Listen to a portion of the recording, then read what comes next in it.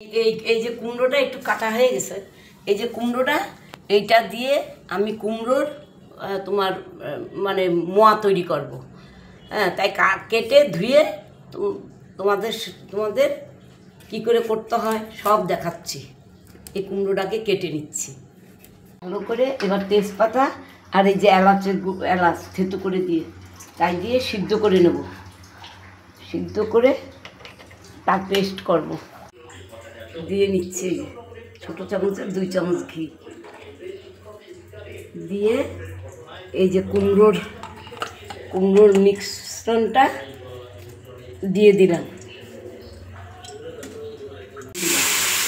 কুমড়োটা মানে মিক্স করে নিচ্ছি,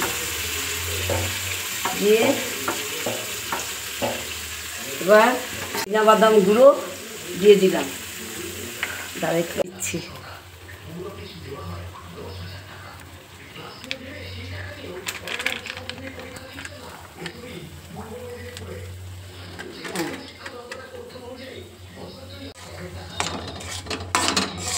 দিয়ে এবার নেড়ে এটা একদম কড়াই থেকে উঠে আসবে যখন, তখন নামাবো।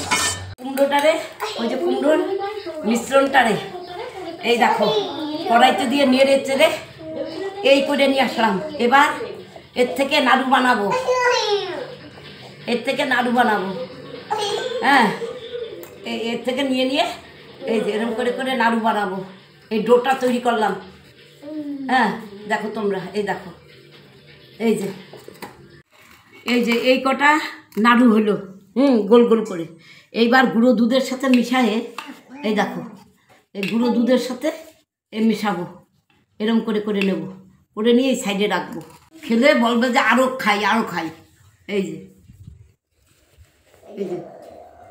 গুঁড়ো দুধের সাথে মিশায়